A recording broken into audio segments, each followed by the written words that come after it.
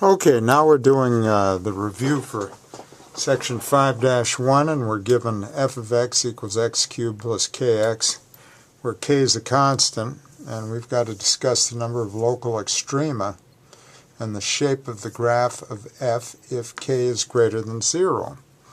So for k greater than 0, let's see, we're going to, let's just factor that. We'll get x times x squared plus k.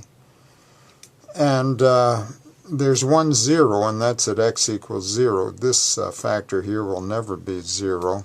And let's find the derivative also, because we know if we set the derivative equal to 0 and solve, we'll find the x-coordinates of the local extrema. It's the critical points, the points where the derivative is 0. So f prime of x equals 3x squared plus k.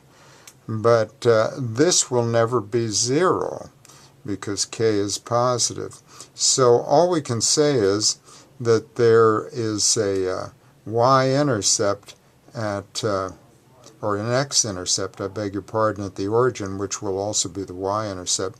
But beyond that, there are no local extrema. So now we've got the case where k is less than 0. And again, let's do this for the moment. If k is less than 0, we've got a plus k. The signs get confusing. So let's let k equal, say, negative alpha.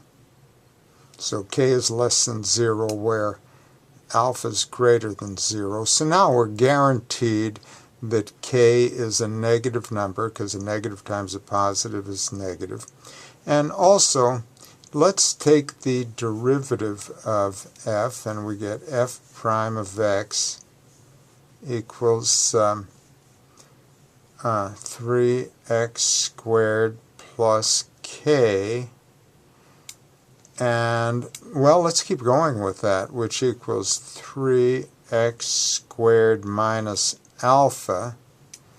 And so, let's see, let's set this equal to 0. F prime of x equal to 0 implies that 3x squared minus alpha equals 0, or 3x squared equals alpha. So x squared equals alpha over 3, or x equals plus or minus the square root of, and I'm going to put a 3 here, and in place of alpha, I'll replace alpha. Solving for alpha here, I get alpha equals negative k. So I'll put a negative k there, and a negative times a negative makes that positive. So those are the x-coordinates corresponding to the points where there's going to be local extrema, local max or min. Now let's factor this, and so I'm going to replace k with negative alpha again.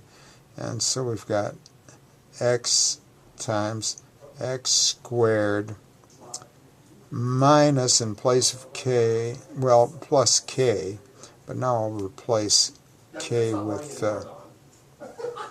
negative alpha. And you can see we have a difference of 2 squares now, so this equals x times x minus square root of alpha, and x plus the square root of alpha, and we can take the square root of alpha because alpha is greater than 0.